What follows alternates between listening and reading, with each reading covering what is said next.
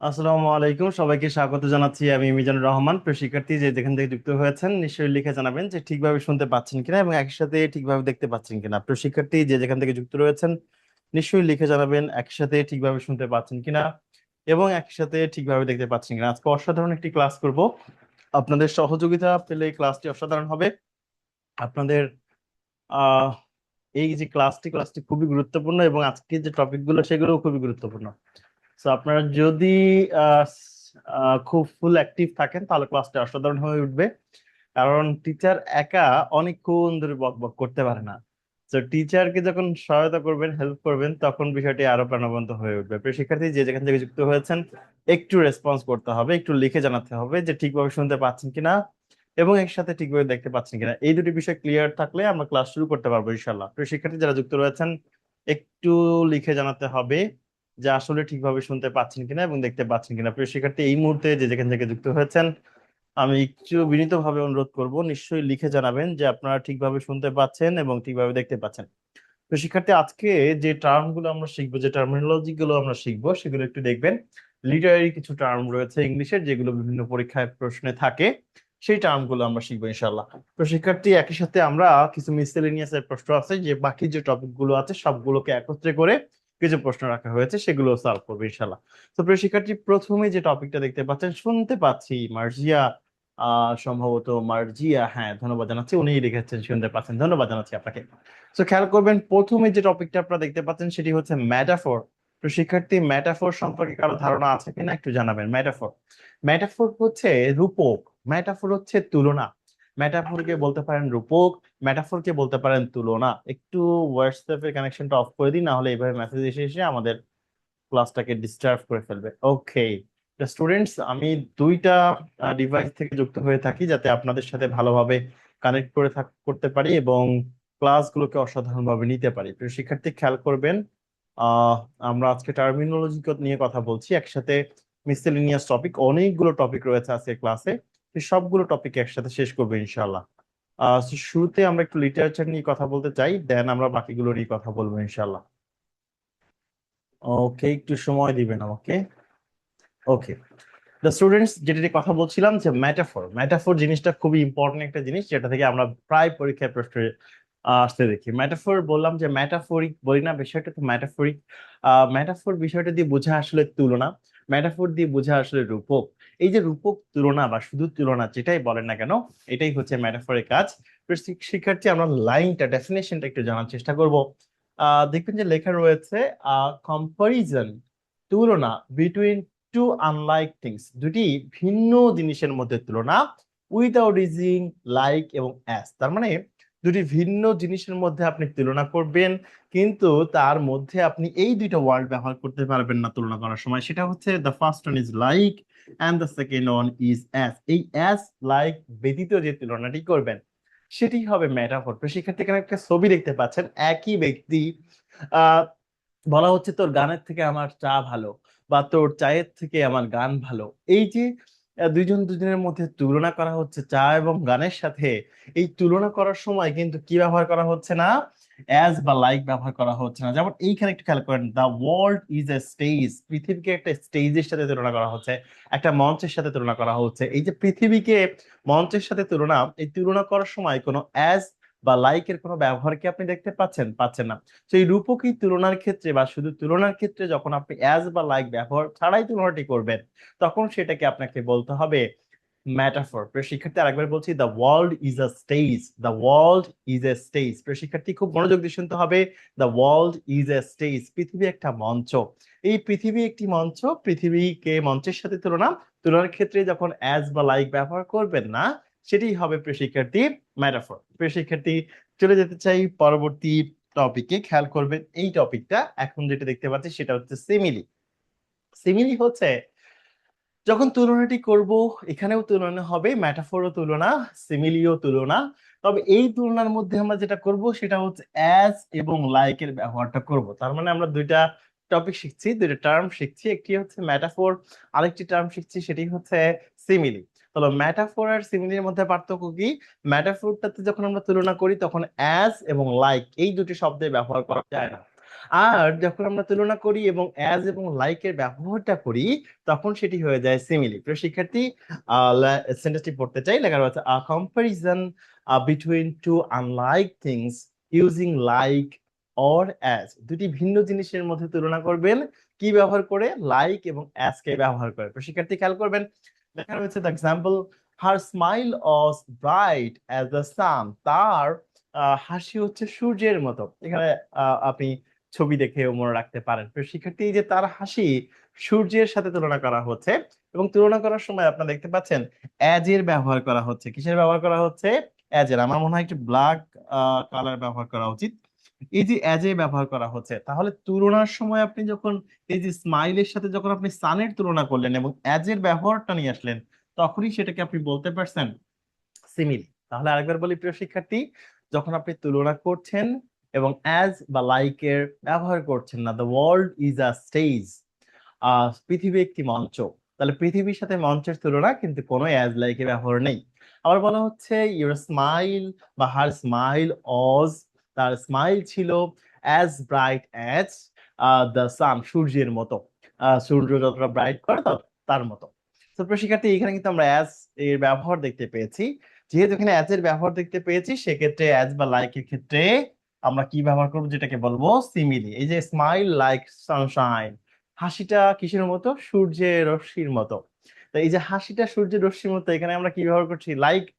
লাইকের ব্যবহারটা যেহেতু রয়েছে, তাহলে এটাকে আমরা বলবো সিমিলি। তো শিক্ষার্থী যারা যুক্ত রয়েছেন, আপনার কাছ থেকে একটু জানতে চাই যে আপনি বুঝতে পারলেন কিনা, ম্যাটাফোর এবং সিমিলির পার্থক্যটা বুঝতে পারলেন কিনা। প্রিয় শিক্ষার্থী, বিভিন্ন চাকরির পরীক্ষায় আমরা ম্যাটাফোর এবং সিমিলি থেকে প্রশ্ন আসতে দেখি। এই মুহূর্তে যারা যুক্ত রয়েছেন, নিশ্চয়ই লিখে জানাবেন যে ম্যাটাফোর এবং সিমিলিটা বুঝতে পেরেছেন কিনা। পরবর্তী টপিকে চলে যেতে চাই প্রিয় শিক্ষার্থী, খেয়াল করবেন এই টপিকটা, পার্সোনিফিকেশন। এই কলম, তুমি তো কাজ করছো না, এই কলম তোমাকে দিয়ে লেখা যাচ্ছে না। এই ফোনটাকে নিয়ে আমরা বললাম, ফোন তুমি তো অনেক ডিস্টার্ব করো, ফোন তুমি তো খুব খারাপ মানুষ। খেয়াল করবেন এই যে ফোন, এই যে মার্কার, তাকে আমরা বস্তু কিন্তু ব্যক্তির মতো করে কথা বলছি। বস্তু কিন্তু ব্যক্তির মতো করে কথা বলছি। লাস্ট আপনারা জানেন যে একটি পরীক্ষা হয়েছে সিনিয়র অফিসার কম্বাইন্ড ব্যাংকের, সেখানে দেখবেন যে এই প্রশ্নটি এসেছিল পার্সনিফিকেশন থেকে। প্রিয় শিক্ষার্থী, আরেকবার বলছি, আপনার এই কলমটিকে বলছেন কলম তুমি তো ভালো লেখো না। আবার ফোনকে বলছেন ফোন তুমি তো খুব ডিস্টার্ব করছো। এই যে বস্তুকে আপনি ব্যক্তির মতো করে চিন্তা করছেন, বস্তুকে কার মতো করে চিন্তা করছেন? ব্যক্তির মতো করে চিন্তা করছেন। তাহলে বস্তুকে যখন ব্যক্তির মতো করে চিন্তা করবেন, তখন সেটা হয়ে যাবে পার্সনিফিকেশন। বস্তুর মধ্যে মানুষের যে কোয়ালিটিস, মানুষের যে গুণাবলী, এটা যখন পাবেন, তখন সেটাকে আপনি বলতে পারবেন পার্সনিফিকেশন। শিক্ষার্থী, খেয়াল করবেন লেখা রয়েছে গিভিং হিউম্যান কোয়ালিটিস, মানুষের গুণাবলী প্রদান করা to the non human object or animal, যেগুলো মানুষ নয় এরকম পশু পাখির মধ্যে বা কোনো বস্তুর মধ্যে যখন আপনি এই কোয়ালিটিসকে দিতে যাবেন বা বলবেন, ব্যবহার করবেন, তখন সেটি হবে পার্সনিফিকেশন। স্ক্রিন দেখা যাচ্ছে না কেন? স্ক্রিন দেখা যাচ্ছে না কেন? প্রিয় শিক্ষার্থী, স্ক্রিন দেখা যাচ্ছে না? একটু আমাকে জানান তো, স্ক্রিন দেখা যাচ্ছে কিনা? স্ক্রিন তো দেখতে পাওয়ার কথা, স্ক্রিন দেখা যাবে না কেন? মার্জিয়া, নিশ্চয়ই আমাকে একটু জানাবেন যে স্ক্রিন আসলে দেখা যাচ্ছে কিনা। একটু কষ্ট করে একটু জানাবেন প্লিজ, আসলে স্ক্রিন দেখা যাচ্ছে কিনা। আপনার সমস্যার জি সমাধান। দেখা যাচ্ছে। Thank you. আচ্ছা, আমরা পার্সনিফিকেশনটা কি বুঝতে পারছি? পার্সন না, কিন্তু পার্সনের মতো করে কথা বলছি। পার্সন না, কিন্তু তার মধ্যে পার্সনের গুণাবলী দিয়ে দিচ্ছি। এটাকে বলা হচ্ছে পার্সনিফিকেশন। এটাকে বলা হচ্ছে পার্সনিফিকেশন। প্রিয় শিক্ষার্থী, আমরা উদাহরণটি দেখব। বলা হচ্ছে the wind whispered through the trees. গাছ, মানে বাতাসগুলো ফিস ফিস করে গাছের মধ্য দিয়ে চলে যাচ্ছে, বা ফিস ফিস করে গাছের সাথে কথা বলছে, এরকম ব্যাপারটা বোঝাচ্ছে। দ্য ওয়াইন হুইসপার্ড, গাছগুলো বাতাসটা ফিস ফিস করছে থ্রু দ্য ট্রিজ, গাছের মধ্য দিয়ে। তো গাছের মধ্য দিয়ে তো বাতাস ফিস ফিস করে যেতে পারে না, বা ফিস ফিস করে ইয়া করতে পারে না। বাতাস হচ্ছে শো শো করে যেতে পারে। তো এই যে বাতাসের মধ্যে মানুষের কথা বলার, ফিস ফিস করে কথা বলার যে গুণাবলীটা দিয়ে দেওয়া হচ্ছে, এই গুণাবলী দেওয়ার কারণেই এই সেন্টেন্সটিকে আমরা বলবো পার্সনিফিকেশন। পার্সন কিন্তু সরি, বস্তু কিন্তু পার্সনের মতো কোয়ালিটি দিয়ে যদি তার সাথে কথা বলি বা সেন্টেন্সটি তৈরি করি, তাহলে সেটাকে বলা হবে পার্সনিফিকেশন। শিক্ষার্থী, অক্সিমরন। আমরা এখন যেটা পড়বো সেটা হচ্ছে অক্সিমরন। খেয়াল করবেন, বলা হচ্ছে a combination of contradictory or opposite word placed together। দুটি ভিন্ন জিনিসকে যখন একসাথে করবেন, প্লেস করতে যাবেন, সেটাকে বলা হবে অক্সিমরন। প্রিয় শিক্ষার্থী, আপনারা চিত্রের দিকে যদি তাকান, দেখতে পাচ্ছেন লাউড, সাইলেন্ট, দুটি ভিন্ন শব্দ, অপোজিট ওয়ার্ড একত্রে, কন্ট্রাডিক্টরি ওয়ার্ড একত্রে প্লেস করা হয়েছে, লাউড, সাইলেন্ট। এটা যখন করা হবে তখন সেটাকে বলা হবে অক্সিমরন। আবার বলছি, দুটি ভিন্ন বা বিপরীত ওয়ার্ড, কন্ট্রাডিক্টরি ওয়ার্ড, ভিন্নার্থক শব্দকে যখন একত্রে প্লেস করা হবে, ভিন্নার্থক শব্দগুলোকে যখন একত্রে প্লেস করা হবে, তখন সেটিকে বলা হবে অক্সিমরন। এখানে আমরা যদি খেয়াল করি, ডিফিনিং সাইলেন্স, এরপর আমরা দেখতে পাচ্ছি ক্রুয়েল কাইন্ডনেস, লিভিং ডেথ, প্রত্যেকটা একটা একটা বিপরীত, প্রত্যেকটা একটা বিপরীত, প্রত্যেকটা একটা আরেকটা বিপরীত। যেমন এই ওয়ার্ডটি যদি আপনি খেয়াল করেন, এখানে যদি আমরা দেখি, ক্রুয়েল মানে হচ্ছে নিষ্ঠুর, কাইন্ড মানে হচ্ছে দয়ালু, এই দুইটা একটা একটা কন্ট্রাডিক্টরি। তো এই যেহেতু একটা আরেকটা কন্ট্রাডিক্টরি, এই ধরনের ওয়ার্ড গুলোকে, এই ধরনের ইউজ গুলোকে আমরা বলবো অক্সিমরন। এগুলোকে আমরা বলবো অক্সিমরন। ব্যাকগ্রাউন্ড মনে হয় লাইট হওয়ার কারণে আমাকে মাঝে মাঝে অন্ধকার দেখাইতেছে, তো সামনে থেকে সরে যাওয়া যাবে না, গেলে আমাকে অন্ধকার দেখাবে। এরপরে আমরা দেখতে পাচ্ছি আয়রনি। কি দেখতে পাচ্ছি? আয়রনি। খেয়াল করবেন, বলা হচ্ছে the expression of meaning using language that signify the opposite. আপনি যা বলছেন কিন্তু বুঝাইতেছেন ভিন্ন জিনিস, বলছেন এক কিন্তু বলতে বোঝাচ্ছেন কি ভিন্ন জিনিস। যেমন ঘুমিয়ে আছে শিশুর পিতা সব শিশুরই অন্তরে। শিশুরা কি আসলে পিতা হওয়ার যোগ্যতা রাখে? রাখে না। কিন্তু এই যে শিশুরা একটা একসময় পিতা হবে, তাহলে বলতেছেন এক জিনিস কিন্তু বুঝাইতেছেন অপোজিট আরেকটা জিনিস। বা হচ্ছে আপনি কি বললেন, একটা উদাহরণ আমরা এখান থেকে দেখি। বলছে, উদাহরণটা কোথায়, এই উদাহরণটা কোথায় গেল, উদাহরণ এখানে অ্যাড করার কথা ছিল। এই যে খেয়াল করেন, বলা হচ্ছে oh great, just what I needed. বলছে ও ঠিক আছে, আমি যা চাইছিলাম সেটাই তো পাইছি। খেয়াল করেন, একটা বিপর্যস্ত ছবি দেখতে পাচ্ছেন। তো এই সময় এই বিপর্যস্ত অবস্থায়, এই যে ঝড় বৃষ্টি, উপর থেকে ছাদ ভেঙে নিয়ে পড়ে একটা বিপর্যস্ত অবস্থায়, তখন সে বলতেছে oh great, I just need what I needed. Oh great, just what I needed. বলতেছে ঠিক আছে, যা আমি চাইছিলাম তাই হয়েছে। এই যে খেয়াল করেন, বিপর্যস্ত পরিস্থিতি দেখা যাচ্ছে, আসলে সে তা চায়নি, ভিন্ন জিনিস বলছে। তাহলে সে যা বলছে কিন্তু বুঝাইতেছে তার আরেকটা মিনিং, সেটাকে বলা হচ্ছে অক্সিমরন। যেমন দেখেন, সরি, আইরনি। খেয়াল করবেন, এইখানে যদি দেখেন একটা ছবি দেখতে পাচ্ছি, যেখানে খুব প্যাচালো, খুব জটিল একটা কাজ দেখা যাচ্ছে, অনেকগুলো প্যাচানো অ্যাক্টিভিটিস দেখা যাচ্ছে। এখানে বলা হচ্ছে ইজি 5 মিনিট বিল্ড। বলতে এটা তো খুবই সহজ, 5 মিনিটে করে ফেলবো। ঠিক আছে, 5 মিনিট লাগবে না ঠিক করতে। তো এই যে আসলে বিষয়টা অনেক কঠিন, কিন্তু সে বুঝাইতেছে বিপরীত। তাহলে যা বুঝাইতেছে, যা বলতেছে তার বিপরীত কাজটা বুঝাচ্ছে, সেটাকে আমরা বলছি আইরনি। সেটাকে আমরা কি বলছি? আইরনি। প্রিয় শিক্ষার্থী, এই ছিল আইরনি। আমরা কয়েকটা টার্ম পড়ে ফেললাম, আমরা একটু সামনের দিকে চলে যাব। হাইপারবোল, যেমন আমরা অনেকেই এই বাক্যটি শুনেছি হয়তো, 10,000 saw at a glance, এক নজরে 10,000 দেখে ফেললাম। হ্যাঁ, এক নজরে 10,000। কেউ একজন আপনাকে বলতেছে, বন্ধু আগামী বছরের মধ্যেই তো আমি মনে করি যে বিলিয়নার, মিলিয়নার, ট্রিলিয়নার হয়ে যাব, এরকম বলতেছে। তো এই যে আসলে সে তো আগামী বছরের মধ্যে এটা হওয়ার যদি থাকতো, তাহলে সে এটা বলতো না। এটা আসলে এক ধরনের হাইপারবল, অতিরঞ্জিত, অতি রঞ্জিত বা অতিরিক্ত কথাবার্তা যে কথায় বলা হয়, সেটাকে বলা হয় হাইপারবল। ওই যে বললাম 10,000 saw at a glance, এক নজরে 10,000 দেখে ফেললাম। এক নজরে কি 10,000 দেখে ফেলা সম্ভব? সম্ভব না, জাস্ট একটু বাড়িয়ে বলেছি এই আর কি। তো আপনি আপনার প্রেমিকা বা প্রেমিককে, হাজবেন্ড বা ওয়াইফকে বলছেন যে তুমি তো আহ পূর্ণিমার চাঁদের থেকে বেশি সুন্দর। হ্যাঁ, অতিমাত্রায় অতিরঞ্জিত করে বললেন। আচ্ছা, এই যে অতিমাত্রায় অতিরঞ্জিত করে কথা বলা, দ্যাট ইজ হাইপারবল। বলা হচ্ছে এক্সট্রিম এক্সাজারেশন, অতিরিক্ত অতিরঞ্জিত use for emphasize or effect, কোনো কিছুর গুরুত্ব আরোপ করা বা ফলশ্রুতিতে বা প্রভাবিত করা, সেটাকে বলা হচ্ছে। সো বলছে I have told you million times, আমি তোমাকে লক্ষ লক্ষ বার বলেছি। I am so hungry, I could eat a horse, আমি এতই ক্ষুদ্র যে আমি একটা ঘোড়া খেয়ে ফেলতে পারি। ঠিক আছে, তো এই যে অতিরিক্ত অতিরঞ্জিত বললো, বলছে I told you million times. কেউ কি কারণে লক্ষ লক্ষ বার বলে? বলে না। সো কি বলছে, I I am so hungry, আমি এত ক্ষুধার্ত, I could eat a horse, আমি একটা হর্স খেয়ে ফেলতে পারতাম। আসলে কি একটা হর্স খেয়ে ফেলা সম্ভব? সম্ভব না, রাইট? আচ্ছা, তো শিক্ষার্থী আসেন আমরা পরবর্তী প্রশ্নটি দেখব।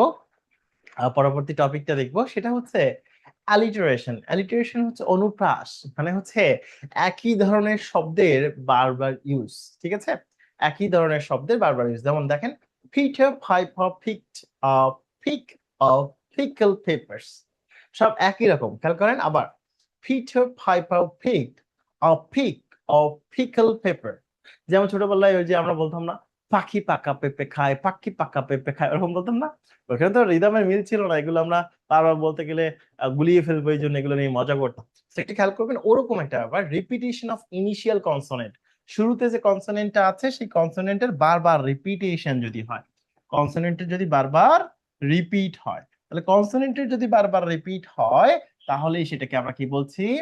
অ্যালিটারেশন। প্রিয় শিক্ষার্থী খেয়াল করবেন, alliteration the repetition of initial কি বলছে, কনসোনেন্ট। শুরুর যে কনসোনেন্টটা থাকবে, কনসোনেন্ট আমরা নিশ্চয়ই চিনি, এ ই আই ও ইউ, এগুলোকে ভাওয়েল বলে, এগুলো বাদ দিয়ে যা আছে সবই কনসোনেন্ট।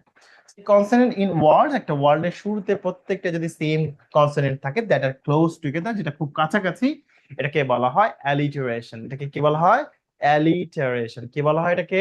অ্যালিটারেশন। তাহলে অ্যালিটারেশন হচ্ছে প্রত্যেকটা শব্দের শুরুতে সেম কনসোনেন্ট, প্রত্যেকটা শব্দের শুরুতে সেম কনসোনেন্ট, এটাকে বলা হয় alliteration. একবার বলছি, Peter Piper picked pick, Peter Piper picked pick of a pickled peppers। যারা স্পোকেন করতে চান তাদের জন্য এই লাইনটা, এই সেন্টেন্সটা খুবই মানে হেল্পফুল হতে পারে, আপনার স্পোকিংটা সুন্দর হয়ে যেতে পারে। Peter Piper Peter Piper picked a pick of pickled peppers। তো এই যে বারবার যখন আপনি একই ধরনের অ্যালিটারেশন উচ্চারণ করবেন, দেখবেন যে আপনার স্পোকিং ভালো হয়ে যাবে। আমার ব্যক্তিগতভাবে নিজের স্পোকেন অত ভালো না। আচ্ছা, অ্যালিটারেশন গেল, এরপর আমরা দেখবো সিম্বলিজম। সিম্বলিজম জিনিসটা কি? যখন কোন একটা, কি বলবো, চিহ্নের মাধ্যমে আমরা কোন একটা জিনিস প্রকাশ করি, যেমন কাউকে রোজ দিলেন, সেটা কিসের প্রতীক? ভালোবাসার প্রতীক, রাইট? আপনি কাউকে কবুতর আকাশে উড়াই দেই আমরা বিভিন্ন প্রোগ্রামের শুরুতে, রাইট? কোনো উদ্বোধনে, এটা কিসের প্রতীক? এটা শান্তির প্রতীক।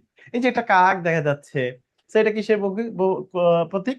ডার্ট, মানে হচ্ছে দুর্ভিক্ষ বা কষ্ট, খরা, এগুলোর প্রতীক। এরপর আমরা যদি দেখি ট্রিজ এর একটা সুন্দর প্রতিচ্ছবি দেখতে পাচ্ছি, এটা কিসের প্রতীক? এটা জীবনের প্রতীক, এটা বৃদ্ধির বা সমৃদ্ধির প্রতীক, রাইট? তো এই হচ্ছে বিষয়, যখন আমরা কোনো সিম্বলের মাধ্যমে কোনো কিছু প্রকাশ করি, দ্যাট ইজ সিম্বলিজম। এগুলো লিটারেরি ওয়ার্ড। আপনারা যারা ইংরেজি লিটারেচারে পড়েননি তাদের কাছে এই বিষয়গুলো একটু ভিন্ন রকম মনে হতে পারে। বলা হচ্ছে দ্য ইউজ অফ সিম্বলস, সিম্বলের ব্যবহার টু রিপ্রেজেন্ট, প্রকাশ করতে আইডিয়ার কোয়ালিটিস, কোনো গুণাবলী বা কোনো পরিকল্পনা বা কোনো আইডিয়া প্রকাশ করার জন্য আমরা যেটা ব্যবহার করি, যে সিম্বল গুলো ব্যবহার করি, সেটাকে বলা হয় সিম্বলিজম। সেটাকে কি বলা হয়? সিম্বলিজম। তো শিক্ষার্থী পরবর্তী ওয়ার্ডে চলে যেতে চাই, ইমেজারি রয়েছে। যখন আমরা কোনো কিছু ডেসক্রিপটিভ ল্যাঙ্গুয়েজ ব্যবহার করি, that apples to the five sense, আমাদের ফিফথ সেন্স যেটা আছে সেটা দিয়ে আমরা যখন কোনো কিছুকে ডিসক্রিপ করি, সেটাকে বলা হয় ইমেজারি। ঠিক আছে, যেমন আপনি এখানে খেয়াল করেন, ভিজুয়াল এর ক্ষেত্রে আমরা কালার, শেপ, লাইট, এগুলো খেয়াল করি। তারপরে অডিটরি রয়েছে, সাউন্ড, মিউজিক, নয়েজ, এগুলো দিয়ে আমরা মনে করার চেষ্টা করি। ট্যাকটাইল রয়েছে, টাচ, টেক্সচার। যেমন ওই যে আপনি একটা হাতির একটা গল্প পড়েছেন, অন্ধদের হাতি চেনানো। অন্ধদের বলা হয় সুরটা ধরে, বলা হয় ধরে বলতে বলা হয় এটা কিসের মতো, তখন অন্ধরা বলে এটা একটা বড় পিলারের মতো। তারপরে তার কানটা ধরে বা বলতে বলা হয় হাতির কানটা ধরে এটা কিসের মতো, তখন তারা বলে যে এটা একটা বড় কুলার মতো, রাইট? ওরকম আপনি যখন ফিফথ সেন্স ইউজ করে যখন কোনো কিছু ডিসক্রাইব করবেন, ল্যাঙ্গুয়েজ ব্যবহার করবেন, তখন সেটাকে বলা হবে ইমেজারি। ঠিক কি বলা হবে? ইমেজারি। ঠিক আছে, কোনো একটা ছবির মাধ্যমে কোনো কিছু ফুটিয়ে তোলা, নামটা শুনে বোঝা যাচ্ছে। এরপরে কি আছে? অনোমাটোপিয়া। অনোমাটোপিয়া, অনোমাটোপিয়া কি? A word that imitates the sound. ঠিক আছে, আমরা অনেক সময় বলি না, এরকম করি না, তারপর ছোটবেলায় এরকম করতাম না, ওই যে বিভিন্ন সাউন্ডের মাধ্যমে আমরা বিভিন্ন ওয়ার্ড হয়, যেমন মৌমাছির ইয়াটা দেখেন, বাজ, তারপর হিস, একটা সাউন্ড, যে সাপ সাপ আসলে আমরা এরকম বলি, এরকম হলে আমরা বুঝতে পারি যে সাপের একটা সাউন্ড। তো এই যে কোনো একটা সাউন্ড ইমিটেটস এর মাধ্যমে কোনো কিছু করা, যেমন বলা হচ্ছে দ্য ওয়ার্ড, যে ওয়ার্ড গুলো দ্যাট ইমিটেটস অনুকরণ করে, হ্যাঁ, প্রকাশ করে, the sounds of represent it, the sounds it represent, যেটা সে প্রকাশ করে, সেই সাউন্ডটা রিপ্রেজেন্ট করে কোনো ওয়ার্ড, সেটাকে বলা হয় অনোমেটোপিয়া। হ্যাঁ, তো একটা শব্দের মাধ্যমে ওই সাউন্ডটাকে রিপ্রেজেন্ট করা। এখন এই সব টপিক থেকে অনেক প্রশ্ন আসতে দেখা যায়। আচ্ছা, যেমন এই যে বিড়াল ম্যাও, হ্যাঁ। আচ্ছা, পরেরটায় চলে যাচ্ছি আমরা, মুড। মুডটা কি খেয়াল করেন, the emotional atmosphere or feeling created for the reader, মানে আপনি, যিনি আপনার পাঠক, ওই যে প্রমোদ চৌধুরী বলেছেন পাঠকের মন জয় করার জন্য লিখতে হবে, পাঠক যা বোঝে না সেরকম লেখা লিখে কোনো লাভ নেই। হ্যাঁ, সো ওই যে প্রমোদ চৌধুরী বই পড়া গল্প পড়েছেন ছোটবেলায় অনেকেই, ওরকম বলা হচ্ছে দ্য ইমোশনাল অ্যাটমসফিয়ার, একটা আবেগ ঘন পরিস্থিতি, আবেগ ঘন সিচুয়েশন, আবেগ ঘন মুহূর্ত, or feeling created for the reader, অথবা একটা অনুভূতি ক্রিয়েট করা পাঠকের জন্য। ঠিক আছে, যেমন দেখেন এমন ইয়া পড়ছেন, পড়তে পড়তে পড়তে পড়তে খুব কেঁদে ফেললেন, আবার পড়তে পড়তে পড়তে খুব আনন্দ লাগলো। যেমন আমি মেঘের ছায়া নামে একটা লেখা পড়েছিলাম, সম্ভবত হুমায়ুন আহমেদ নাকি Zafar Iqbal, I don't know, আপনারা সার্চ করলে দেখতে পাবেন মেঘের ছায়া। সেটা যখন পড়ছিলাম আমার কাছে, আমি যখন বই পড়তাম না তখন আমার কাছে বই পড়ার কথা শুনলে কেমন হাস্যকর লাগতো, দেখ সময় নষ্ট করে বই দেখার কি আছে, ওই সময় একটু নাটক দেখবো, একটা সিনেমা দেখবো, ওই সময় ইউনিভার্সিটি লাইফে। তো যখন কেউ এগুলো বলতো তখন খুব ফানি মনে হইতো, কিন্তু আমি যখন নিজে পড়া পড়া শুরু করলাম, যেমন এই যে মেঘের ছায়া একটা বই, এত বড় একটা বই, তো আমি পড়া শুরু করলাম, বইটা শেষ হয়ে গেল, লাইব্রেরিতে বসেই বইটা শেষ হয়ে গেল, আমি শেষ না করে উঠতেই পারছিলাম না, মনে হচ্ছে আমি চোখের সামনে সব দেখতে পাচ্ছি। তো বই কেন এত ইফেক্টফুল সেটা আমি যখন নিজে পড়েছি তখন বুঝতে পেরেছি আসলে। তো একটু খেয়াল করবেন, ওটাই বলা হচ্ছে যে এমন একটা লেখার মাধ্যমে এমন একটা সিচুয়েশন ক্রিয়েট করা যেটা কারোর ইমোশনাল একটা আবহাওয়া বা ফিলিং তৈরি করবে রিডারের জন্য, পাঠকের জন্য, সেটাকে বলা হচ্ছে মুড। মুডটা কেমন হবে আর কি। ক্লাইম্যাক্স, ক্লাইম্যাক্স তো আমরা বুঝি। ক্লাইম্যাক্সটা হচ্ছে একটা লেখার, একটা নাটকের, একটা সিনেমা, যে কোনো কিছুর পিক পয়েন্টটা, সব থেকে মেইন যে বিষয়টা, সেটাই হচ্ছে ক্লাইম্যাক্স। আমরা মনে হয় ক্লাইম্যাক্সটা খুব ভালো বুঝি। বলা হচ্ছে the turning point and most intense moment, এবং সব থেকে গুরুত্বপূর্ণ মুহূর্ত অফ আ স্টোরি, একটা গল্পের সব থেকে গুরুত্বপূর্ণ মুহূর্ত, that peak of action, the peak of action, that is the peak of action বলতে পারেন, যেটা ওই কার্যের বা ওই ঘটনার বা ওই গল্পের সর্বোচ্চ মুহূর্ত, সেটাকে বলা হয় ক্লাইম্যাক্স, যার উপরে একটা সিনেমা, একটা নাটক, একটা গল্প, একটা উপন্যাস দাঁড়িয়ে থাকে, সেটাকে বলা হয় ক্লাইম্যাক্স। ওকে, আচ্ছা। তো শিক্ষার্থী, আমাদের ক্লাইম্যাক্স চলে গেল, এরপর আমরা চলে যাব থিম। থিম হচ্ছে একটা বিষয়ের, কোনো জিনিসের মূল বিষয়বস্তু, সেন্ট্রাল বিষয়বস্তু, একদম মূল কাহিনী যেটা, সেটাই হচ্ছে কি বলা হয়, থিম। আচ্ছা, তো একটু খেয়াল করবেন, the central idea underlining meaning of work of literature. So বলা হচ্ছে যে সেন্ট্রাল আইডিয়া, যদি কেউ আমাকে বলেন যে স্যার তাহলে ক্লাইম্যাক্স আর থিমের মধ্যে পার্থক্য কি? ক্লাইম্যাক্স আর থিম, ক্লাইম্যাক্স হচ্ছে একটা স্টোরি, একটা উপন্যাস, একটা নাটক, একটা সিনেমার সর্বোচ্চ চূড়া, যে চূড়াটা দেখে আপনার মনটা ভরে গেছে, আপনি আনন্দিত হয়ে গেছেন। আর থিম অনেকটা সামারি টাইপের, সামারিটা কিছুটা বড়, থিমটা আর একটু ছোট। থিমটা হচ্ছে একটা গল্পের মূল বিষয়টা একজনকে কয়েক লাইনে, একটা লাইনে, দুইটা লাইনে বুঝিয়ে ফেলা।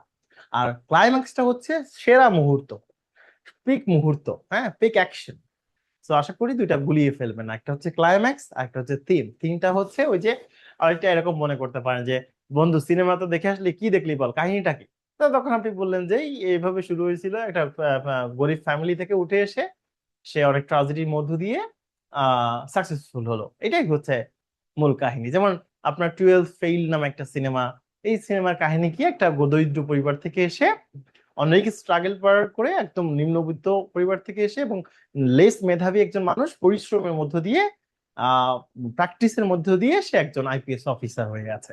তো this is the theme of the কি বলবো সিনেমা, রাইট? সো এই যে যারা এই মুহূর্তে উপস্থিত আছেন ক্লাসে, তাদেরও কিন্তু লাইফে অনেক স্ট্রাগল করতে হবে, আপনার অনেক কাজ আছে, আপনার অনেক ব্যস্ততা আছে। এই সবকিছুর মধ্যে দিয়ে এই সবকিছু ছাপিয়ে যখন আপনি নিজেকে একটু সময় দিতে পারবেন, নিজের পড়ার জন্য, নিজের ক্যারিয়ারের জন্য একটু সময় দিতে পারবেন, তখন আপনি ভালো করবেন। এই হচ্ছে না, ঘুষি মেজে একটু আগায় গেলাম, এটাতে কখনো ভালো রেজাল্ট আনা সম্ভব নয়। আচ্ছা, তো শিক্ষার্থী থিমটা পড়ে ফেললাম, আমরা প্যারাডক্স পড়বো। প্যারাডক্স হচ্ছে আইরনির সাথে মিলায় ফেলা যাবে না, আইরনিটা ছিল বিপরীত, যেমন লাউড সাইলেন্ট, রেগুলার ইরেগুলার, ওকে। কিন্তু প্যারাডক্স হচ্ছে বলছেন একরকম কিন্তু বুঝাইতেছেন অন্যরকম, বলতেছেন একরকম কিন্তু বুঝাইতেছেন অন্যরকম। সরি সরি, প্যারাডক্সটা এরকম না, সরি।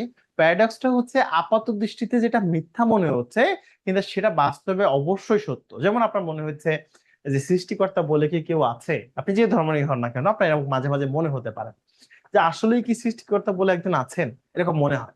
কিন্তু আসলেই তিনি আছেন, কারণ এই সুন্দর একটা বাড়ি, এই সুন্দর একটা বোর্ড তৈরি করার জন্য একজন কারিগরের প্রয়োজন হয়েছে। তো এত সুন্দর একটা পৃথিবীর জন্য ডেফিনেটলি একজন কারিগর, একজন ক্রিয়েটর, একজন মাইটি, একজন আল্লাহ, একজন ভগবান, একজন ঈশ্বর অবশ্যই আছেন। তো বিষয়টা হচ্ছে এরকম, যেটা আপাত দৃষ্টিতে আপনার কাছে মিথ্যা মনে হইতেছে কিন্তু বা অসত্য মনে হইতে পারে কিন্তু যেটা বাস্তবে অবশ্যই সত্য বা ঠিক, সেটাকে বলা হয় প্যারাডক্স। খেয়াল করবেন, বলা হচ্ছে স্টেটমেন্ট দ্যাট সিমস কন্ট্রাডিক্টরি, এটা বক্তব্য যেটা বিপরীত মনে হতে পারে, বাট মে রিভিল ডিপার ট্রুথ, কিন্তু এটাতে সম্ভবত সত্য লুকিয়ে আছে বা সত্য অবস্থিত আছে বা সত্য এক্সিস্ট করে, ঠিক আছে। তো যেটা ওই যে বললাম, আপাত দৃষ্টিতে আপনার ভিন্ন মনে হইতেছে, বিতর্কিত মনে হচ্ছে, বিশ্বাস করতে ইচ্ছা হইতেছে না, কিন্তু যেটা বাস্তবে অবশ্যই এক্সিস্ট করে, যেটা বাস্তবে অবশ্যই আছে, যেটা অবশ্যই সত্য, সেটাই হচ্ছে প্যারাডক্স। শিক্ষার্থী পরবর্তী প্রশ্নে চলে যেতে চাই, পরবর্তী টপিকে যেতে চাই, সেটা হচ্ছে স্যাটায়ার। স্যাটায়ারটা আমরা বুঝি জনাথন সুইফট এক্ষেত্রে খুব বিশেষজ্ঞ একজন মানুষ। জনাথন সুইফট একজন ভালো স্যাটারিস্ট। স্যাটারিস্ট হচ্ছে বাংলায়ও একজন আছেন, মাইকেল মধুসূদন দত্ত রয়েছেন, মিন মোশাররফ হোসেন রয়েছেন। স্যাটারিস্ট হচ্ছে প্রহসনমূলক লেখা লেখে। বর্তমান যেমন বুড়ো শালিকের ঘাড়ে রো, এটা শুনেছেন কিনা, ছোটবেলা থেকে যাদের পড়াশোনা করছেন এটা শুনে থাকার কথা। তো এই যে প্যারাডক্স হচ্ছে বর্তমান পরিস্থিতি অবস্থাকে নিয়ে আহ কি করব, ব্যঙ্গচিত্র করা, ব্যঙ্গভাবে কথা বলা, ব্যঙ্গভাবে লেখা, ব্যঙ্গভাবে প্রদর্শন করা, ব্যঙ্গভাবে ফুটিয়ে তোলা চিত্রের মাধ্যমে বা বিভিন্ন ভাবে। যেমন এখানে খেয়াল করেন, I am not craft, I am strategically funded, বলছে আমি দুর্নীতি করছি না, আমি কৌশলগত ভাবে অর্থ বাড়াচ্ছি, ঠিক আছে, আসলে টাকাই নিচ্ছে আর কি। হ্যাঁ।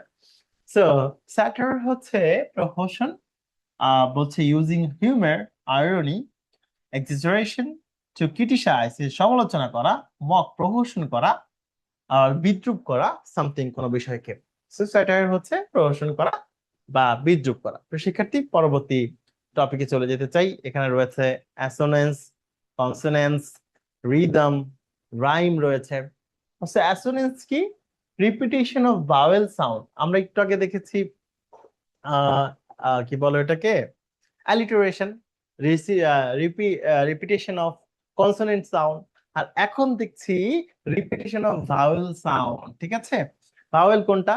ওই যে এই আই ওই, দেখেন প্রত্যেকটাতে আপনি কি পাচ্ছেন, ক্যাট স্যাট ম্যাট, ক্যাট স্যাট ম্যাট, প্রত্যেকটার মাঝে কি আছে, ওই যে ভাওয়েলটা আছে, একই ভাওয়েল, ক্যাট স্যাট ম্যাট। তো এই যে একই ধরনের রিপিটেশন পাচ্ছেন ভাওয়েলের, ভাওয়েলের রিপিটেশনকে বলা হচ্ছে অ্যাসোনেন্স।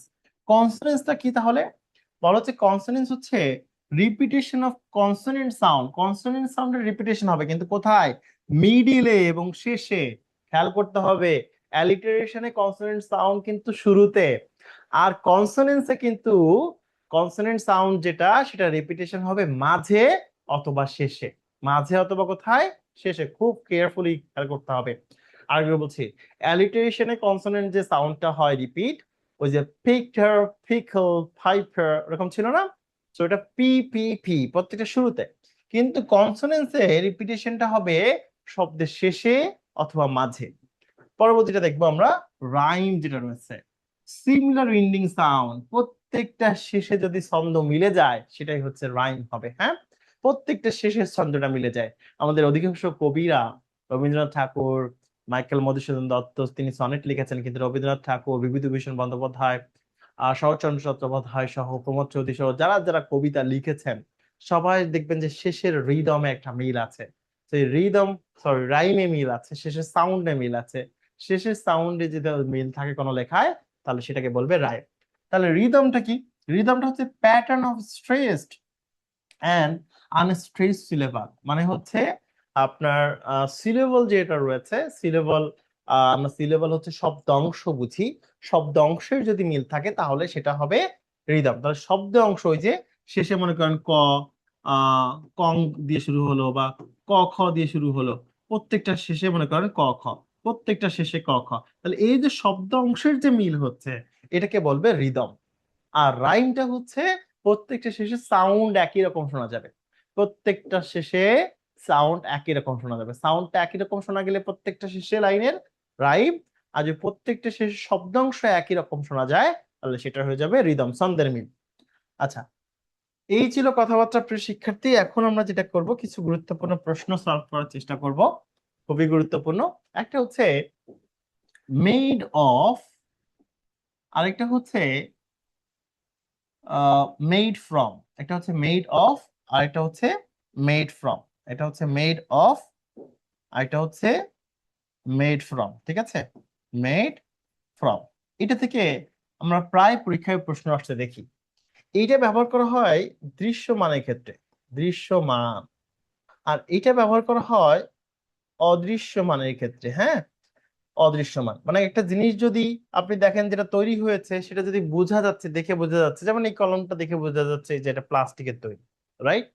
কিন্তু একটা বই দেখে, যেমন এই বইটা দেখে আপনি বুঝতে পারবেন না যে এটা কিসের তৈরি, এটা পেপার গুলো কি কাঠ দিয়ে তৈরি হয়েছে নাকি বাঁশ দিয়ে তৈরি হয়েছে, কি দিয়ে আসলে তৈরি হয়েছে সেটা বোঝা সম্ভব না।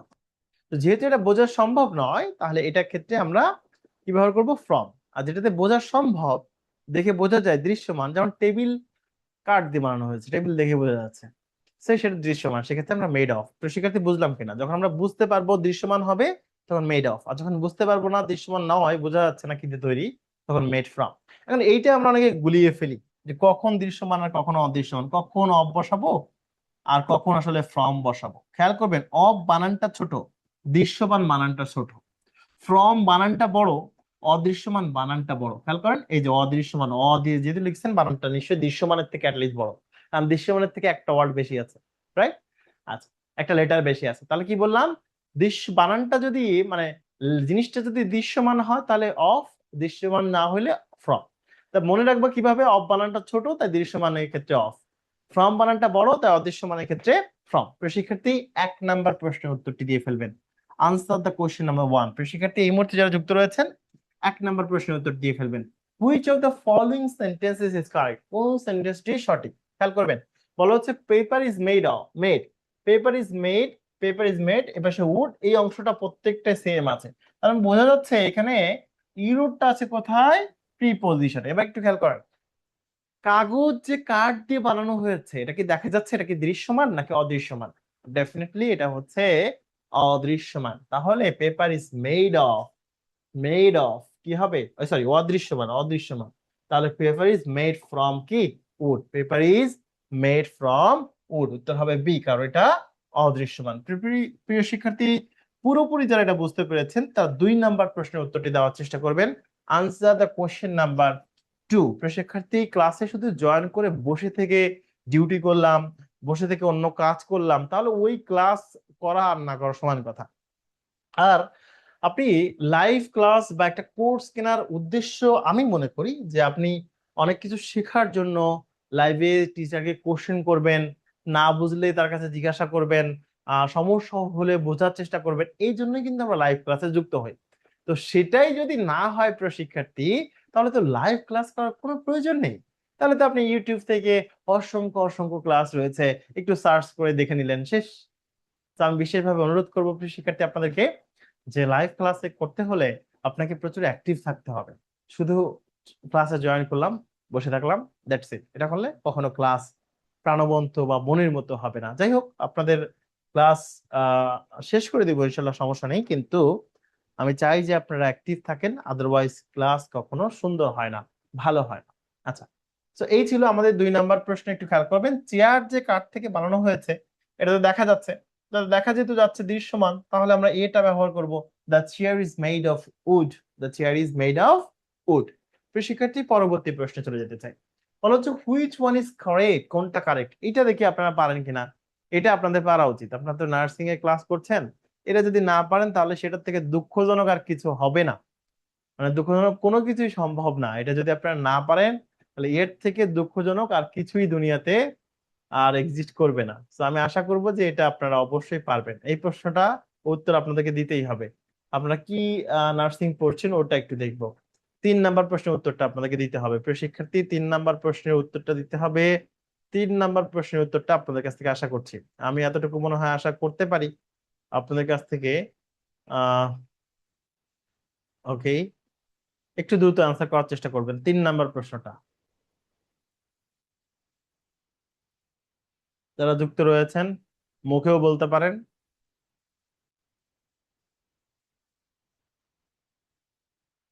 যারা যুক্ত রয়েছেন দু একজন একটু মুখে বলবেন নিশ্চয়ই। প্রশ্নটা দেখে বুঝতেছেন না, পালস তো চেক করেন মনে হয়, নাকি করেন না? স্যার। ইয়েস বলেন। Sir, yes sir. হ্যাঁ, পালস যদি চেক আই করেন, ফেল। যদি না করেন তাহলে আপনারা সবাই ভুয়া নার্স হবেন স্যার। হ্যাঁ, তো আপনাদের কারণে তো রোগী মারা যাবে। আচ্ছা, আমি যোগ করছি, মাইন্ডে নিবেন না প্লিজ। হ্যাঁ, আচ্ছা, আপনি যেটা বলতে চেয়েছেন ওটাই উত্তর স্যার, পুরোটা বললে খুশি হইতাম।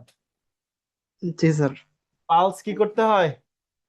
ফিল করতে হয়, কিন্তু অনেকে মনে করবে পালস পরীক্ষা করে দেখতে হয়, এই জন্য অনেকে ভুলে গেলে কিন্তু এক্সাম আইন দিয়ে ফেলতে পারে, খুঁজে দে পাস দেখ আছে কিনা, খুঁজে দেখ ফাউন্ড দিয়ে ফেলতে পারে, পাস দেখ ঠিক আছে কিনা স দিয়ে ফেলতে পারে। নেভার এভার একটা উত্তর হবে না, এগুলো কিন্তু ভুল করার সম্ভাবনা রয়েছে। So I feel his pulse, আমি তার পালস অনুভব করছি বা বুঝতে পারছি। তো শিক্ষার্থী, পরবর্তী প্রশ্ন 4 নাম্বার যে প্রশ্নটি রয়েছে, এই প্রশ্নটি সলভ করতে হবে। বলা হচ্ছে হুইচ ওয়ান ইজ কারেক্ট, কোনটি সঠিক। বলা হচ্ছে I asked, he asked me, did I pass? দেখেন, দুইটা সেন্টেন্সকে যোগ করার জন্য মিনিমাম একটা কনজাংশনের প্রয়োজন হয়, সেটা এখানে নেই, এটা বাদ।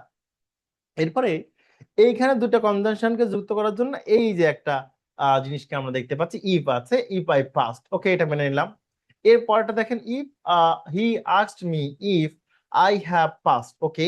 এরপরে আমরা দেখতে পাচ্ছি he asked me if I had passed, okay. খেয়াল করবেন এখানে আমরা এই সেন্টেন্সটাকে ভুল প্রমাণিত করব। কেন ভুল প্রমাণিত করব? মনে রাখবো, কোন সেন্টেন্সের প্রথম সেন্টেন্সটি যদি পাস্ট টেন্সে হয় তাহলে পরবর্তী সেন্টেন্সটাও পাস্ট টেন্সে হতে হয়, পরবর্তী সেন্টেন্সটাও কিসে হতে হয়?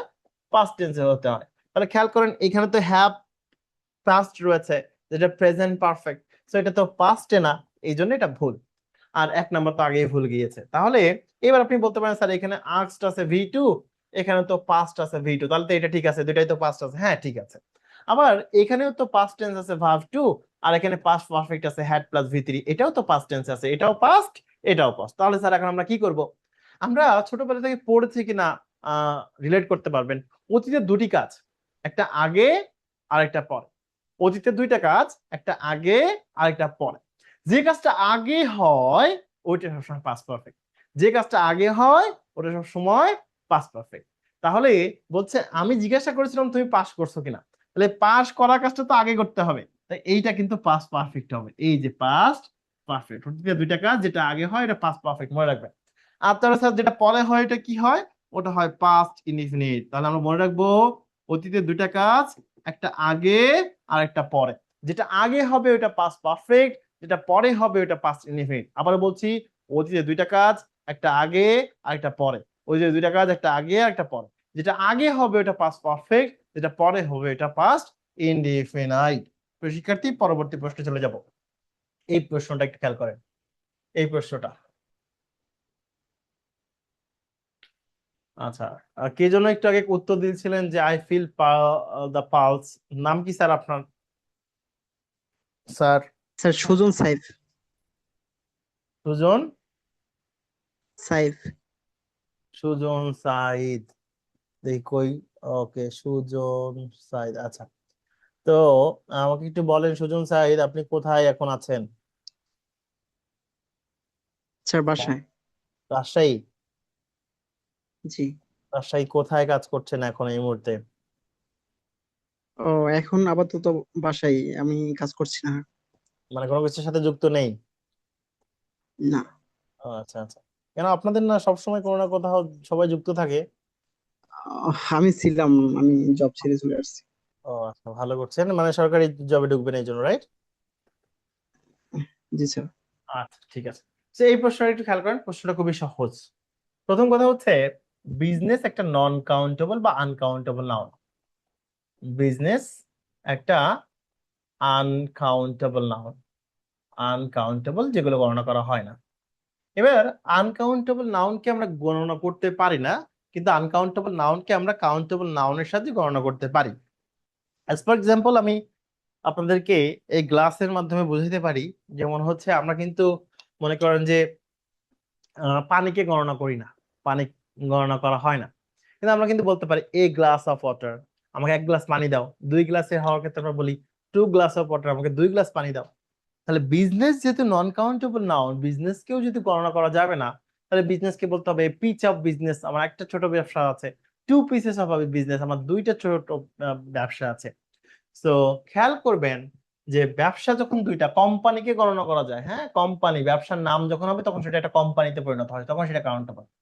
সেখানে লেখা আছে আই হ্যাভ আর্জেন্ট পিস, এটা ভুল রিপ্রেজেন্টেশন। এ আর্জেন্ট হয় না, ইউ এর আগে কখনো এ বসে না।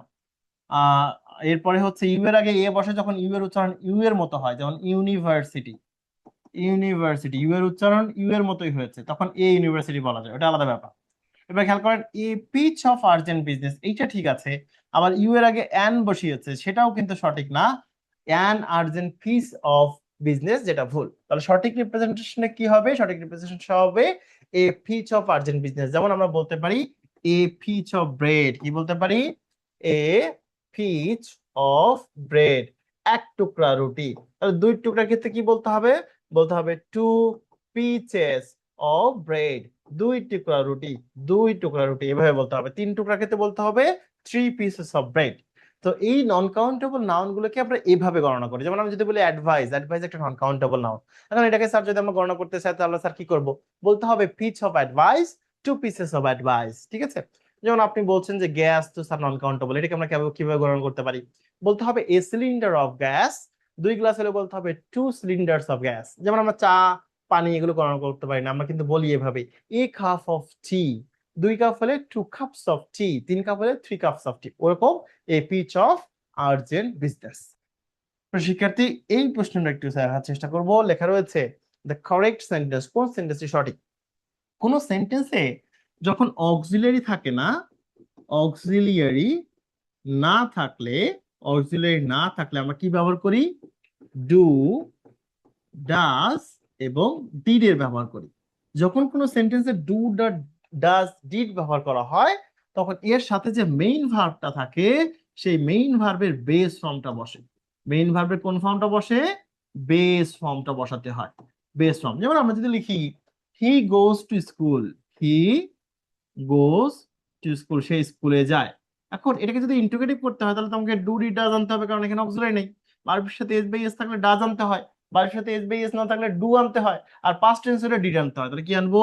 ডাজ হি গো। এই যে আমার মেইন ভার্বটা বেস ফর্মে চলে এসেছে, go to school, go to school, শেষে এখন প্রশ্ন চিহ্ন দিব। ঠিক একইভাবে যদি আমরা এখানে দেখি ডিড আনা হয়েছে, তাহলে তো রোট হবে না, ডিড হলে তো রাইট হবে। তাহলে এটা ঠিক আছে, বাকিগুলো একটাও ঠিক নেই। কারণ আমরা যখন ডু, ডিড, ডাজ ব্যবহার করব, তখন আমাদের যে মেইন ভার্বটা থাকবে, এই মেইন ভার্বটা ভার্বের বেস ফর্মে পরিণত হবে, ভার্বের বেস ফর্ম, বেস ফর্ম, ঠিক আছে? ভার্বের বেস ফর্মে পরিণত হবে। প্রিয় শিক্ষার্থী পরবর্তী প্রশ্ন চলে যেতে চাই। এই প্রশ্নটা একটু দেখবেন। এই প্রশ্নটাতে বলা হচ্ছে হুইচ ওয়ান ইজ কারেক্ট, কোনটি সঠিক? প্রিয় শিক্ষার্থী প্রশ্ন উত্তরটি দেওয়ার চেষ্টা করবেন। হুইচ ওয়ান ইজ কারেক্ট, কোনটি সঠিক? হুইচ ওয়ান ইজ কারেক্ট, কোনটি সঠিক? হুইচ ওয়ান ইজ কারেক্ট, কোনটি সঠিক? 7 নম্বর প্রশ্ন, হুইচ ওয়ান ইজ কারেক্ট, কোনটি সঠিক? হুইচ ওয়ান ইজ কারেক্ট, একটু দ্রুত আনসার দেওয়ার চেষ্টা করবেন। Which one is correct. খেয়াল করবেন আমি যদি এখানে তাকাই, প্রথমে যেটা আছে সেটা আমাদের দেখে মনে হতে পারে I hanged my shirt on the wall, আমি আমার শার্টটা ওয়ালে ঝুলিয়েছিলাম, এটা সঠিক মনে হতে পারে, কিন্তু এটা ভুল।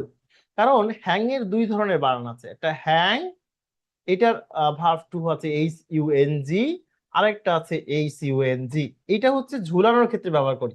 যে কোনো জিনিস যদি আপনি ঝুলিয়ে দেন, তাহলে এটা ব্যবহার করতে হবে, ঝুলানোর ক্ষেত্রে এটা ব্যবহার করতে হবে। কিন্তু আপনি যদি লেখেন hang H A N G, এটার ভার্ব টু হবে H A N G D, এটার ভার্ব থ্রিও হবে H A N G D. এটা যখন ব্যবহার করি তখন হচ্ছে ফাঁসি দেওয়ার ক্ষেত্রে, ফাঁসিতে ঝুলানো। কিসের ক্ষেত্রে ব্যবহার করি?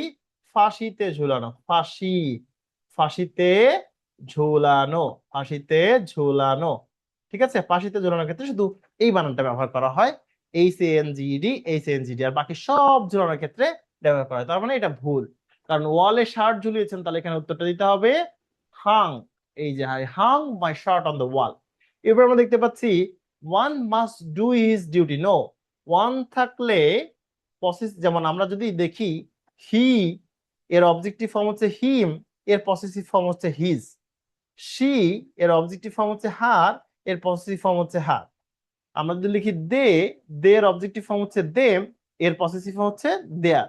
ঠিক তেমনি ভাবে ওয়ান, ওয়ানের অবজেক্টিভ ফর্ম হচ্ছে ওয়ান, ওয়ানের পসেসিভ ফর্ম হচ্ছে ওয়ান্স। তাহলে ওয়ান থাকলে এখানে কি ব্যবহার করতে হয়? ওয়ান্স ব্যবহার করতে হয়, ওয়ান অ্যাপোস্ট্রফি এস। সেদিক থেকে এটা ভুল। এবার বলা হচ্ছে আহ এরপর বলা হচ্ছে আই স, আমি দেখেছিলাম, হিম তাকে। একটা সেন্টেন্সে একটাই ভার্ব থাকবে, সেটাকে বলা হয় ফাইনাইট ভার্ব। একটা সেন্টেন্সে একটাই ভার্ব থাকবে, সেটাকে বলা হয় ফাইনাইট ভার্ব। যদি আরেকটা ভার্ব আসতে চায় তাহলে সেটি নন ফাইনাইট ভার্ব হিসেবে বসবে, নন ফাইনাইট ভার্ব, এবং সেটা হবে ভার্ব প্লাস আইএনজি, অথবা হতে পারে টু প্লাস ভার্ব। সেই দিক দিয়ে এটা কিন্তু ঠিক আছে। আবার আমরা যদি দেখি he has no appetite for food, তার খাবারের জন্য কোনো ক্ষুধা নেই, এই খাবারের জন্য কোনো রুচি নেই, এটার ক্ষেত্রে আমরা ব্যবহার করে থাকি অ্যাপিটাইট ফর। ঠিক আছে, ব্যবহার করি অ্যাপিটাইট ফর। শিক্ষার্থী, আমরা পরবর্তী প্রশ্নে চলে যেতে চাই। হুইচ ওয়ান ইজ কারেক্ট, কোনটি সঠিক? শিক্ষার্থী, 8 নম্বর প্রশ্নের উত্তরটি চাইলে আপনারা দিতে পারেন। 8 নম্বর যে প্রশ্নটি রয়েছে, লিখে রয়েছে হুইচ ওয়ান ইজ কারেক্ট, কোনটি সঠিক, কোনটি সঠিক। শিক্ষার্থী, লেখা রয়েছে হুইচ ওয়ান ইজ কারেক্ট, কোনটি সঠিক। আই উইল অ্যাভিল, মনে রাখবেন অ্যাভিল এর পরে যখন কোনো প্রিপজিশন বসে, অ্যাভিল এরপর একটা রিফ্লেক্সিভ প্রোনাউন বসে, রিফ্লেক্সিভ প্রোনাউন, রিফ্লেক্সিভ প্রোনাউন, তারপরে বসে অ্যাভিল হিমসেলফ বা অনসেলফ অফ, এটা ব্যবহৃত হয়, এটা ব্যবহৃত হয়। তাহলে এটার উত্তরটা হবে I will অ্যাভিল myself of the opportunity, I will অ্যাভিল myself of the opportunity, এভাবে লিখতে হবে, কিন্তু সেটা লেখা নেই। দ্যাটস ওয়াই আমাদের ওটা কিন্তু ভুল। প্রিয় শিক্ষার্থী, এরপর আমরা চলে যাব পরবর্তী অপশনে। পরবর্তী অপশনে বলা হচ্ছে যে I should take leave of you, আমি তোমাকে বা আমার তোমাকে ছেড়ে যাওয়া উচিত। তাহলে এখানে লিভ অফ ইউ, তোমাকে ছেড়ে যাওয়া উচিত, সেন্টেন্সটা ঠিক আছে। আবার বলা হচ্ছে I have seen two dares, dare শব্দটি প্লুরাল হবে না, ডেয়ার এর সিঙ্গুলার এবং ডেয়ার এর প্লুরাল সেম জিনিসই ব্যবহার হবে। তাহলে ডেয়ার এখানেও হবে ডেয়ার, হরিণ, আমি দুইটা হরিণ দেখেছি। এবার বলছে টেলিভিশন ইজ ওয়ান্ডারফুল ডিসকভারি, হবে না, যেটা আগে থেকেই পৃথিবীতে আছে সেটার ক্ষেত্রে আমরা ডিসকভার ব্যবহার করি। যেমন কেউ কেউ বলতেছে যে বাঘ, সুন্দরবনে বাঘ আবিষ্কৃত হয়েছে, এক্ষেত্রে ডিসকভার, কারণ বাঘ তো পৃথিবীতে আছেই, নতুন করে খুঁজে বের করা হয়েছে। কিন্তু টেলিভিশন, টেলিভিশন আগে কখনোই পৃথিবীতে ছিল না, সেটা কেউ ইনভেন্ট করছে। তো সেক্ষেত্রে আমরা বলতে হবে ওয়ান্ডারফুল ইনভেনশন। ওয়ান্ডারফুল কি বলতে হবে? ইনভেনশন। তাহলে যে জিনিস আগে থেকে এক্সিস্ট করে, আজকে থেকে আছে, সেটা হবে ডিসকভার। আর যেটা আগে কখনোই ছিল না, যেমন এই যে ক্যামেরা দেখতে পাচ্ছেন আমার সামনে, ক্যামেরার মাধ্যমে আপনারা আমাকে দেখতে পাচ্ছেন, এপাশে কম্পিউটার আছে, এই যে বা বোর্ড আছে পিছনে, এই কোনো কিছু আগে পৃথিবীতে ছিল না, এগুলো নতুন করে আবিষ্কৃত হয়েছে, দ্যাটস ওয়াই এগুলো বলতে হবে ইনভেনশন। আর যেটা আগে থেকে পৃথিবীতে আছে সেটা যদি খুঁজে বের করা হয় বা রিইনভেন্ট করা হয়, রিনোভেট করা হয়, তাহলে সেগুলো বলতে হবে ডিসকভার।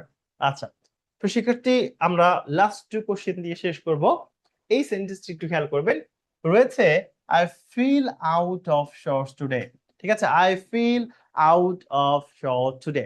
এইখানে যদি খেয়াল করি, he tire tried hardly to succeed, সে সফল হতে কি বলছে, নগণ্য চেষ্টা করেছে বা কম চেষ্টা করেছে। এবার আমরা দেখতে পাচ্ছি I have great deal of work to do, আমাকে অনেক কাজ করতে হবে, এখানে হবে a great deal of, a great deal of, শুধু গ্রেট ডিল অফ হবে না।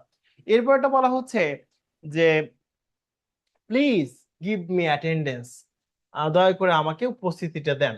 এখানে প্লিজ একটা imperative sentence, imperative sentence verb দিয়ে শুরু হয়, সেটা ঠিক আছে, ইম্পারেটিভ সেন্টেন্স ভার্ব দিয়ে শুরু হয়, সেটা ঠিক আছে।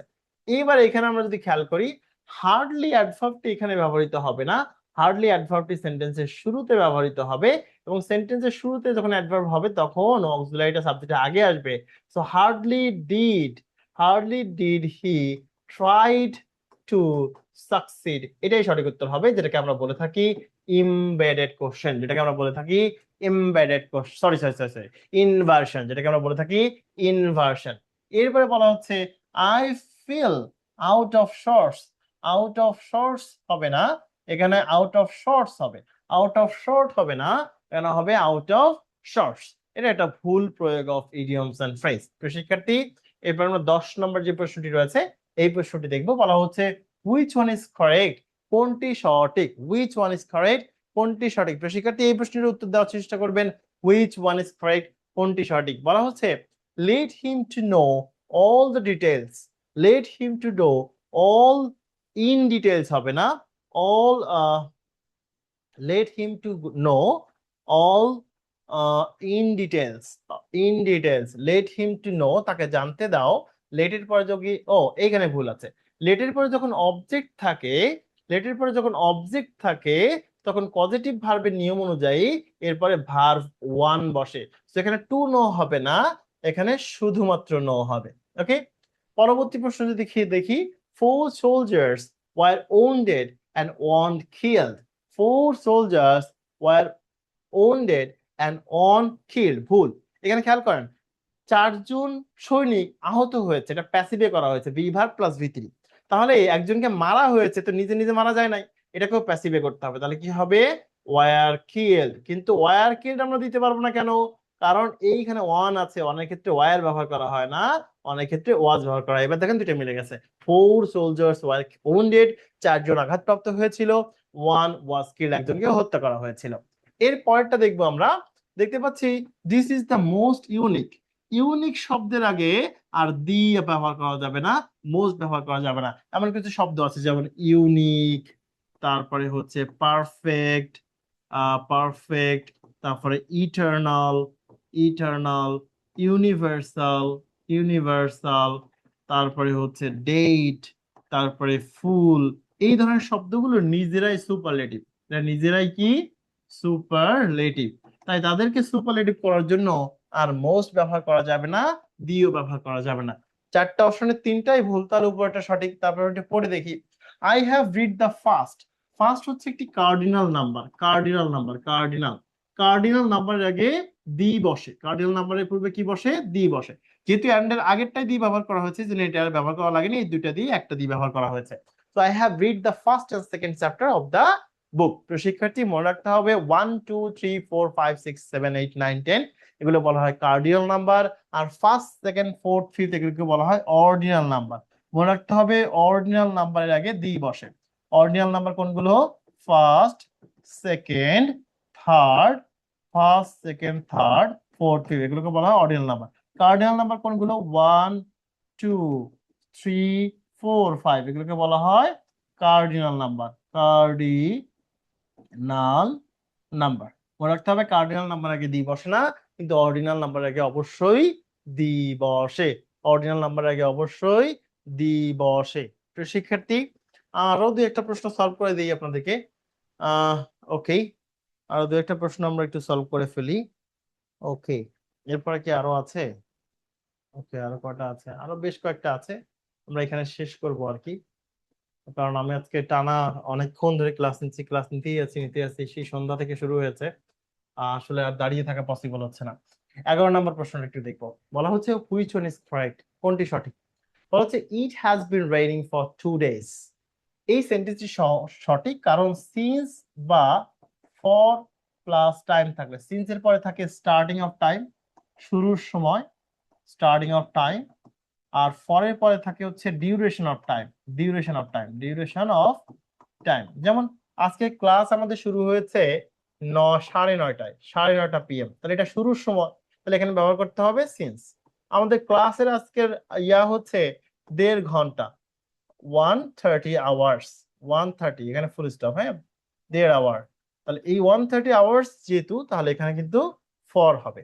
তাহলে খেয়াল রাখতে হবে শুরুর সময়। যেমন আপনি 2010 থেকে পড়াশোনা করছেন, তাহলে লিখতে হবে সিন্স 2010। আবার বলছেন 20 বছর ধরে পড়ছেন, তাহলে ফর 20 ইয়ার্স, ঠিক আছে, পড়ে যাচ্ছেন। তো এই যে এইটা ঠিক আছে, ফর 2 ডেজ। আর এই ক্ষেত্রে প্রেজেন্ট পারফেক্ট টেন্স বলা হয় it has been raining for 2 days.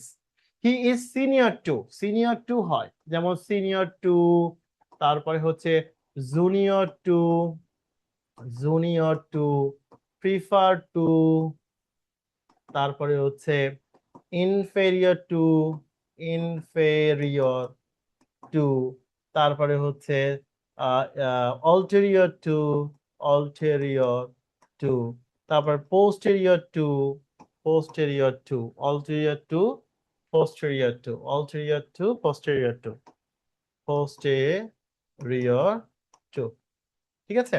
এই যে জিনিসগুলো লিখে দিলাম, এগুলোর ক্ষেত্রে দেন ব্যবহৃত হয় না। কি ব্যবহৃত হয় না? টিএইচ এর দেন বসে না। কি বসে?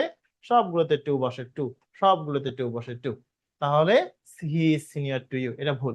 তো সঠিক উত্তর আমরা প্রথমটাই পেয়ে গিয়েছি। পরেরটা, do you know who I am? Who I am হবে না, হু অ্যাম আই।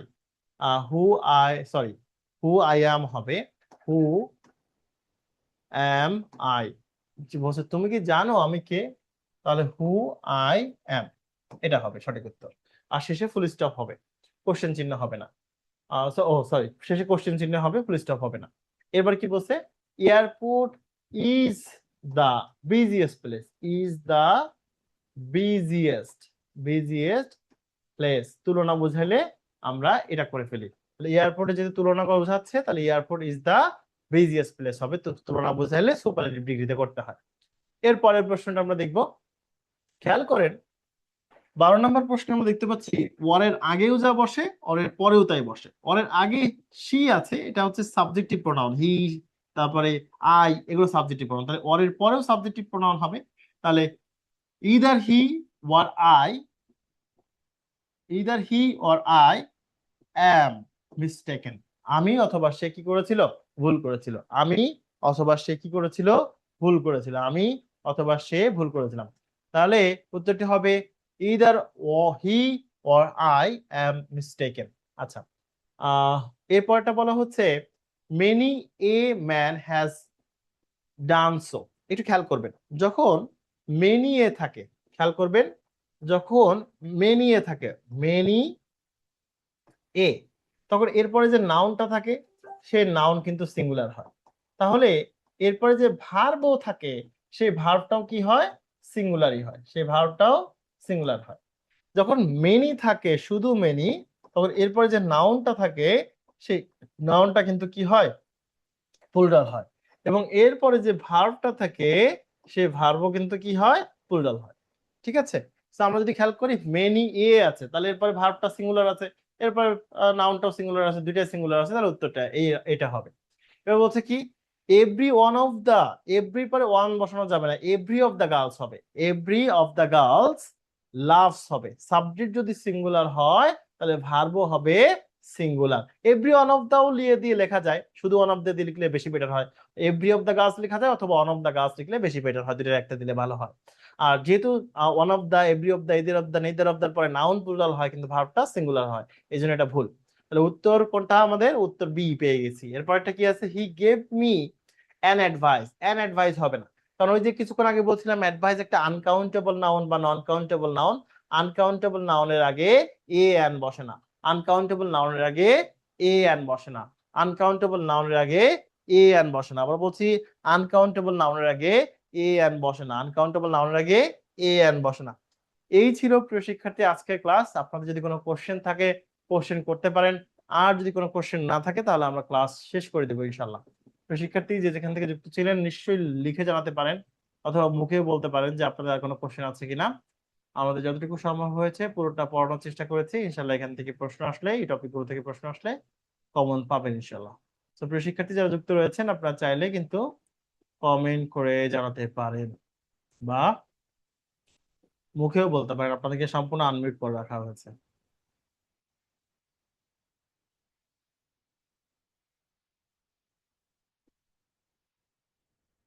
ওকে, যেহেতু কারো কোনো প্রশ্ন নেই তাহলে ভালো থাকবেন, সুস্থ থাকবেন। বিদায় নিচ্ছি। আমি মিজানুর রহমান। আল্লাহ হাফেজ।